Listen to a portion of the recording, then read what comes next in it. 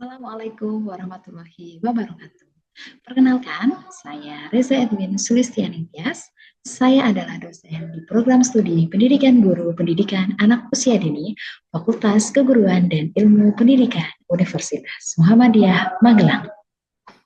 Pada kesempatan kali ini, saya akan menjelaskan satu mata kuliah yang saya ampu, yakni TIK PAUD dengan kode mata kuliah KPT 0304234 dengan bobot SKS sebanyak 2 SKS. Selanjutnya, saya akan menjelaskan tentang deskripsi dari mata kuliah ini. Mata kuliah TIK PAUD atau Teknologi Informasi dan Komunikasi PAUD membahas tentang peran TIK dalam pembelajaran anak usia dini dan menganalisis ragam TIK dalam pembelajaran anak usia dini. Substansi kajian pada mata kuliah ini ialah definisi, manfaat, peran, dan juga fungsi TIK di PAUD, dampak penerapan TIK pada anak usia dini, karakteristik memilih dan mengimplementasikan TIK di PAUD, pemanfaatan aplikasi sederhana dalam pembelajaran pendidikan anak usia dini, merancang media pembelajaran dengan aplikasi sederhana untuk anak usia dini, praktek hasil rancangan dan melaporkan hasilnya baik secara tertulis dan juga presentasi. Kemudian untuk capaian pembelajaran mata kuliah, mahasiswa diharapkan mampu menjelaskan pengertian dan manfaat TIK dalam pembelajaran secara komprehensif. Lalu yang kedua, mengidentifikasi dampak penerapan dalam pembelajaran. Yang ketiga, memahami karakteristik dalam memilih dan mengimplementasikan TIK sesuai dengan perkembangan anak usia dini. Yang berikutnya, menganalisis ragam TIK dalam pembelajaran anak usia dini dan melaporkan hasil kerja dalam review permasalahan secara komprehensif, mendesain program sederhana dengan memanfaatkan aplikasi yang telah dipelajari. Metode pembelajaran yang dipakai pada mata kuliah ini diantaranya ialah ceramah dan diskusi, group discussion, case-based learning terkait dengan permasalahan penerapan TIK di lembaga PAUD, project-based learning untuk menghasilkan media berbasis TIK untuk anak usia dini. Selanjutnya, pada kesempatan ini saya akan mengajar mata kuliah TIK PAUD pada pertemuan kelima terkait dengan sikap dan keyakinan guru dan orang tua terhadap penggunaan TIK pada anak usia dini. Selamat menyaksikan. Baik, bismillahirrahmanirrahim. Assalamualaikum warahmatullahi wabarakatuh. Waalaikumsalam warahmatullahi wabarakatuh. Waalaikumsalam warahmatullahi wabarakatuh. Alhamdulillahirrahmanirrahim, di pagi hari ini ya kita dapat bertemu kembali di mata kuliah TIK PAUD. Baik teman-teman, sebelum memulai perkuliahan kita berdoa terlebih dahulu ya. Seperti biasa berdoa mulai.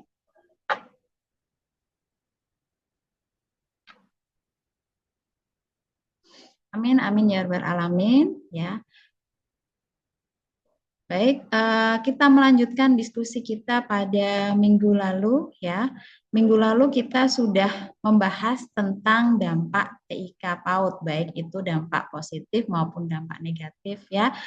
Lalu selanjutnya yang akan kita bahas adalah, bentar, saya share screen ya.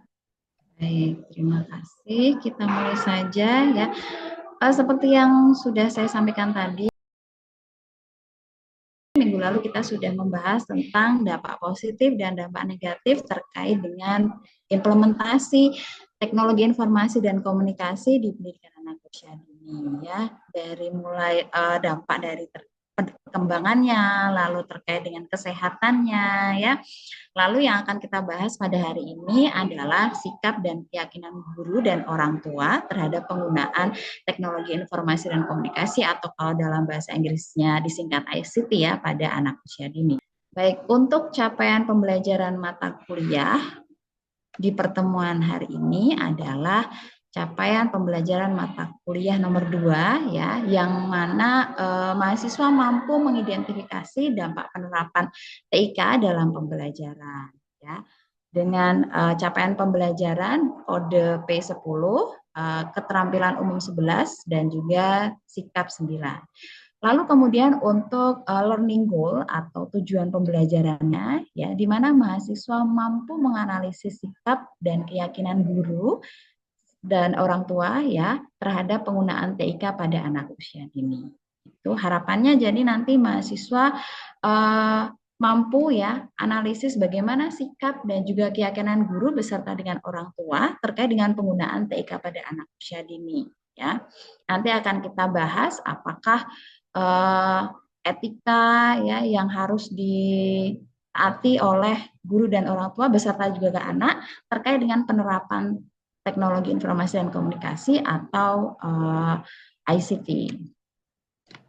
Baik, topik yang akan kita bahas pada hari ini adalah yang pertama, prinsip etika digital untuk anak usia dini, dan yang kedua adalah peran guru dan orang tua dalam implementasi atau pengawasan penggunaan TIK. Nah, untuk sikap dan keyakinan guru dalam penggunaan TIK serta peraturan atau kebijakan pemanfaatan TIK di PAUD akan kita bahas di depan. Ya, yang akan kita bahas hari ini adalah dua topik ya, prinsip etika digital dan juga peran orang tua dan guru dalam implementasi TIK. Langsung saja kita ke pembahasan tentang prinsip etika digital untuk anak usia dini.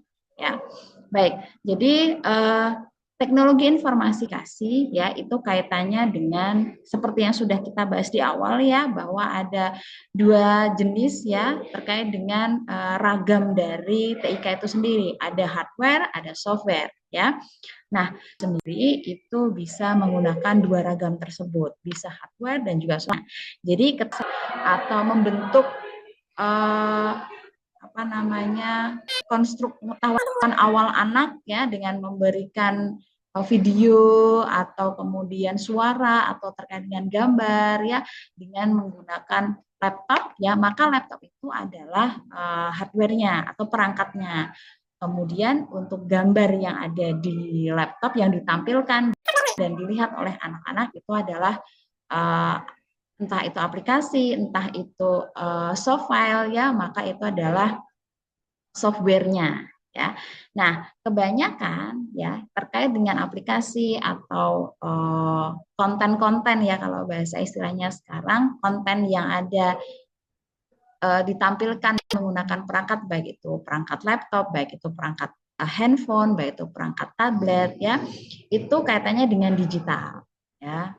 Nah, untuk anak usia dini supaya mereka tidak terdampak atau memberikan dampak yang negatif ya, atau maksudnya anak-anak itu ketika menggunakan TIK lebih banyak pengaruh negatifnya dibanding positifnya, maka perlu ada namanya etika digital ya, yang mana ini harus diterapkan orang dewasa di sekitar anak usia dini tersebut. Yang pertama, etika yang harus dilaksanakan adalah penanaman terkait dengan literasi digital pada anak usia dini.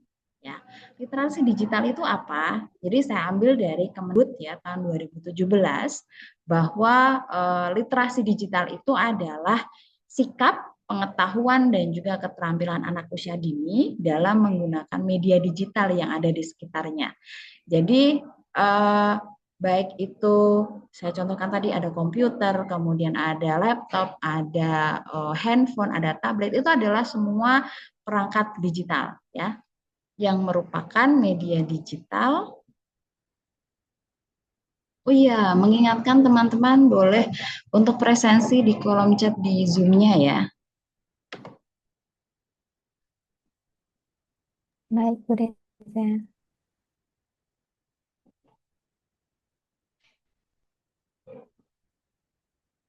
Sudah kelihatan lagi belum untuk share screen-nya? Belum, Bu. Nanti saya diinfo kalau sudah muncul lagi ya.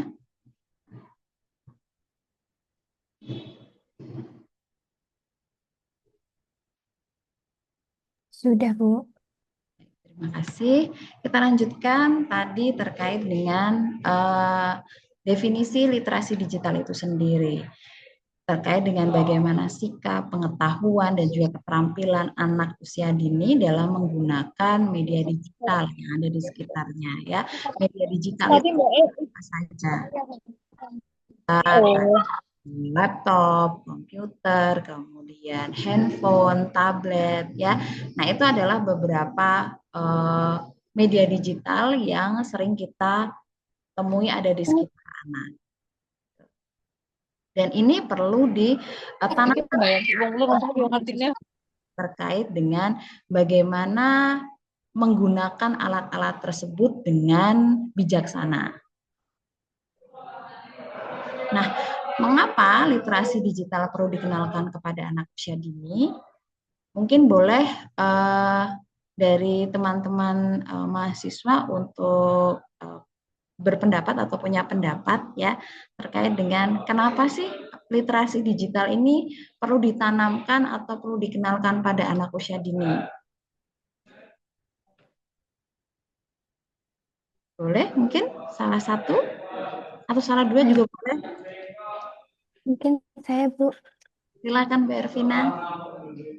Baik, untuk mengapa literasi digital ini perlu dikenalkan pada anak usia dini, karena untuk saat ini anak-anak itu tumbuh di era digital. Jadi mungkin menurut saya anak-anak itu harus tahu bagaimana perkembangan literasi digital pada saat ini, guna anak tersebut mampu mengikuti perkembangan zaman. Mungkin seperti itu, Bu Reza.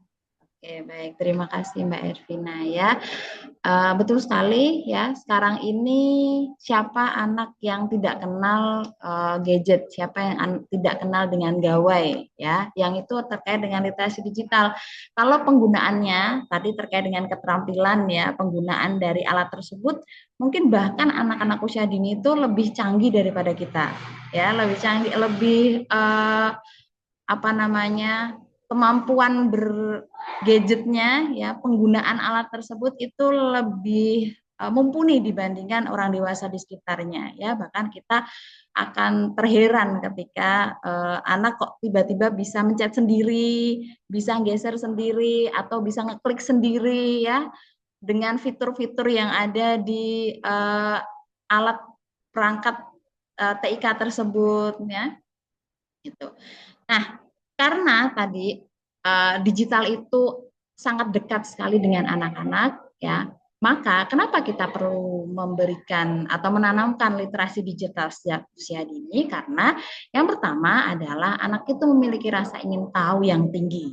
Ya, itu adalah konsep atau karakteristik anak usia dini yang mungkin kita sudah ketahui bersama ya, bahwa rasa ingin tahunya, curiosity-nya anak-anak itu cukup lumayan tinggi dengan apapun yang dihadapinya, termasuk pada gadget atau gawai. Ya, makanya kalau anak baru beberapa kali melihat orang tuanya menggunakan gawai atau menggunakan laptop atau menggunakan tablet, ya, lalu dia penasaran kok itu bisa bergerak, lalu dia biasanya mencet-mencet sendiri ya, ngeklik-ngeklik sendiri kalau ada mouse, geser-geser mouse ya, atau di laptop ada keyboard yang mencet-mencet keyboardnya ya, itu adalah apa namanya, sikap di mana anak itu memiliki rasa ingin tahu yang tinggi. Lalu yang kedua adalah gadget atau gawai itu memiliki fitur-fitur yang memicu tantangan sekaligus keceriaan bagi anak-anak. Siapa yang nggak tertarik kalau muncul ada berbagai macam warna, gambar, kemudian lagu, gerak ya. Kita aja yang orang dewasa itu tidak bosan-bosannya ya kita melihat gawai ya, setiap kali kita bosan yang kita lihat adalah gadgetnya ya, melihat gambar, melihat lagu dan lain sebagainya. Begitupun juga anak usia dini, mereka sangat amat tertarik ya dengan hal-hal yang ada di gawai atau gadget tersebut ya. Lalu yang ketiga adalah melarang atau menjauhkan anak dari gawai itu dikhawatirkan justru akan membuat penasaran anak semakin tinggi. Jadi ketika kita melihat anak sudah memiliki rasa ingin tahu ya, lalu kemudian orang dewasa di sekitar itu melarangnya, menjauhkannya dari gawai tersebut, bukan kemudian mereka akan menjauh, tapi mereka akan malah semakin penasaran dan mencobanya diam-diam tanpa pengetahuan orang dewasa. Nah, itu yang hal-hal apa ya yang tidak inginkan terjadi seperti itu harus perlu diminimalisir. Makanya ketika anak-anak ada ketertarikan dengan gawai atau gadget, kita bisa mengenalkannya, ya. Di mana dari namanya, ini laptop atau ini handphone, ini buat telepon, kemudian ini buat kirim pesan, kemudian bisa apa namanya bisa gambar di sini loh gitu. Diarahkan, diberi pengetahuan tadi terkait dengan literasi digital, ada sikap, ada pengetahuan, ada keterampilan penggunaan dari media digital tersebut. Kalau dijauhkan bukan kemudian anak akan tidak penasaran lagi, kemudian mengikuti perkataan kita untuk menjauh, tidak, malah akan semakin penasaran dan akan mencobanya sendiri. Ya, itu yang hal-hal yang tidak diharapkan oleh kita bersama kalau anak-anak mencoba sendiri, karena khawatirnya nanti dia mau ngeklik sesuatu yang seharusnya tidak boleh dia buka, ya, atau kemudian dia mengeklik sesuatu yang karena handphone bersama, ya, penting untuk orang tuanya, ya, hal-hal yang penting untuk orang tuanya itu mungkin dihapus atau mungkin diedit oleh anaknya dan lain sebagainya, kan itu hal yang tidak diharapkan. Makanya perlu mengenalkan anak tentang gadget tersebut, ya, di mana tidak hanya bagaimana menggunakan, tapi juga dengan kapan, bagaimana menggunakan gawai, ya, itu justru akan membantu anak-anak untuk menggunakan gawai secara aman dan juga secara bijaksana, sehingga baik itu orang tua dan juga anak tidak khawatir lagi dengan hal-hal yang berkaitan dengan gawai atau gadget atau media digital. Kemudian ketika digunakan dengan tepat, maka TIK, perangkat digital, itu bisa menjadi alat bantu anak belajar, sehingga mendukung perkembangan mereka. Bayangkan kalau misalnya dia mengetahui atau memiliki minat terkait dengan, kalau anak laki-laki mungkin alat-alat berat konstruksi, ya, kayak misalnya ekskavator, bulldozer, lalu kita berikan gambaran atau video yang diambil dari YouTube tentang video bulldozer yang di mana dia bisa melakukan sesuatu berkaitan dengan konstruksi, itu akan membuat perkembangan anak terkait baik itu kognitifnya, itu rasa penasarannya itu bisa teroptimalisasi, bisa terstimulasi. Jadi anak-anak punya pengetahuan yang lebih melalui perangkat tersebut, ya.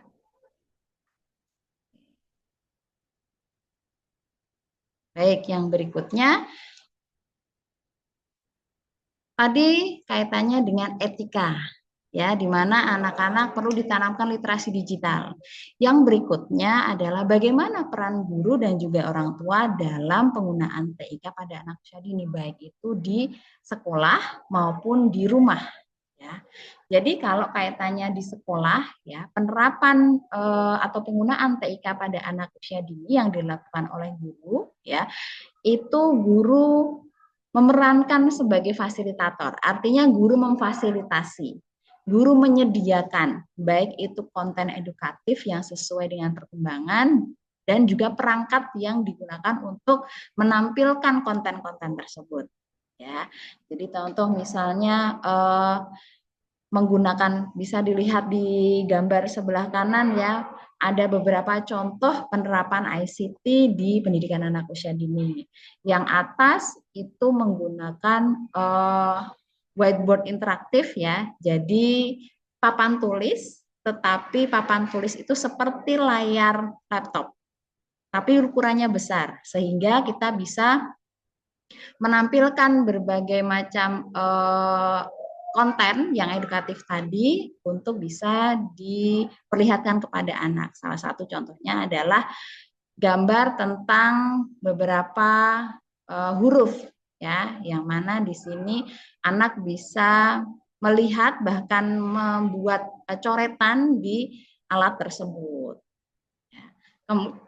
Kemudian yang berikutnya adalah bisa menggunakan tablet, di mana di sini tablet digunakan tidak hanya untuk bermain game, tapi juga bisa untuk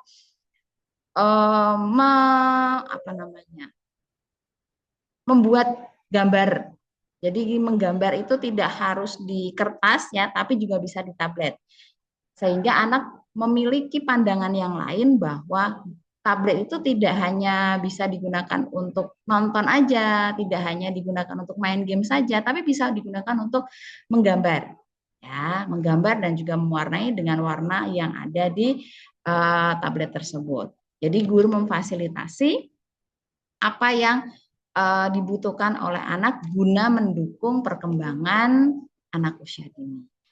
Lalu yang berikutnya adalah terkait dengan penggunaan TIK dalam pembelajaran tadi.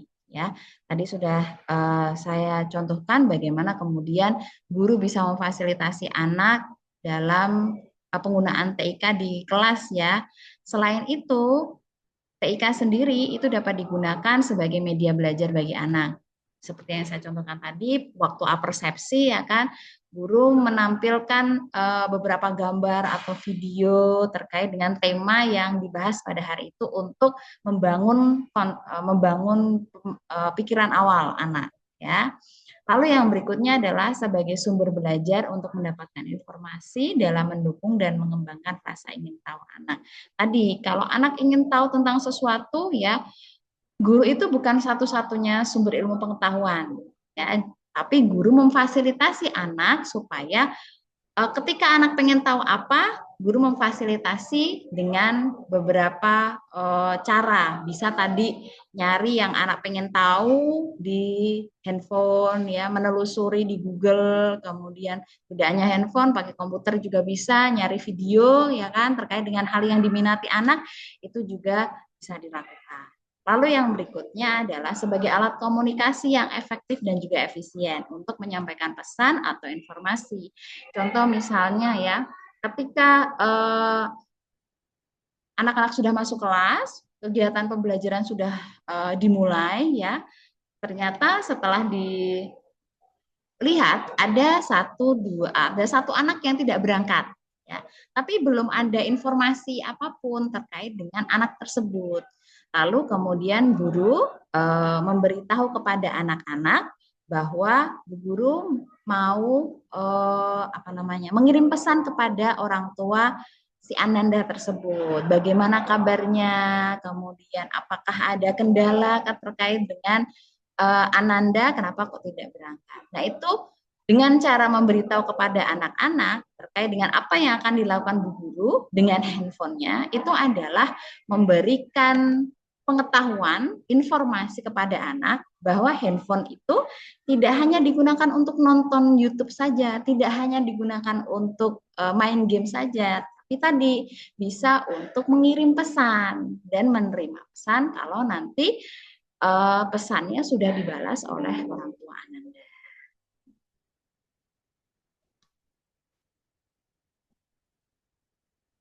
Baik, yang berikutnya, nah ini adalah contoh beberapa aplikasi ya yang bisa diimplementasikan di kelas ya, di mana di sini guru bisa memberikan pengalaman anak tentang budaya melalui aplikasi Marble Budaya Nusantara. Lalu kemudian game juga bisa mengajak anak melakukan permainan ya yang mengasah aspek perkembangan anak dan lain sebagainya. Nah, yang kedua adalah berkaitan dengan orang tua, di mana orang tua sebagai role model ya itu secara here and now ya, ketika anak-anak itu sedang bermain gadget itu harus ada di sampingnya dan harus memperhatikan anak tersebut sedang melakukan aktivitas apa, sehingga walaupun anak sedang bermain gadget ada interaksi antara anak dan orang tua itu. Di samping itu, di samping mendampingi, juga terkait dengan membatasi waktu penggunaan. Seperti kita ketahui bersama bahwa anak usia dini itu ada batasan dalam penggunaan gadget. ya, di mana dari usia 0 sampai 2 tahun itu sebaiknya tidak dikenalkan. Hanya boleh ketika anak itu video call dengan orang tuanya.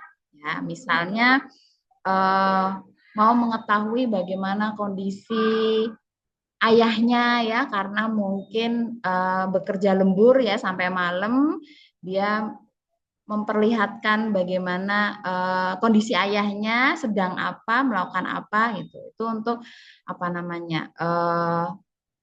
Melakukan interaksi antara orang tua dan anak. Tapi itu pun waktunya tidak terlalu lama.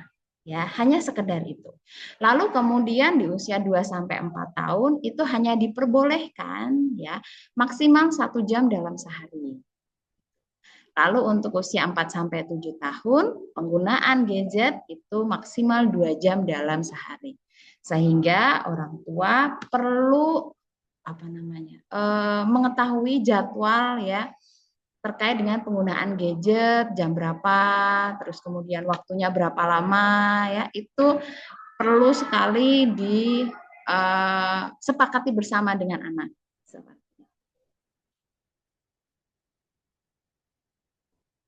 Nah, itu tadi adalah terkait dengan bagaimana etika penggunaan digital ya, lalu kemudian peran orang tua dan guru terkait dengan implementasi dari TIK baik itu di rumah maupun di sekolah. Mungkin dari teman-teman ada yang ingin ditanyakan? Mungkin saya boleh bertanya, Bu Reza. Boleh, silakan Mbak Ervina. Mungkin tadi disampaikan bahwa anak-anak itu harus ada pendampingan dari orang tua atau guru dalam penggunaan gadget ya, Bu. Nah, jika mungkin orang tuanya itu bekerja di luar, lalu anak itu di rumah sendirian tanpa ada pengawasan orang tua, lalu bagaimana langkah yang bisa dilakukan orang tua dalam tetap melakukan pendampingan kepada anak? Terima kasih, Bu. Oke, good. Baik. Terima kasih Mbak Ervina untuk pertanyaannya ya. Lalu bagaimana kalau kasusnya tadi kedua orang tuanya itu bekerja ya? Yang perlu kita lihat adalah anak ini saat di rumah didampingi oleh siapa?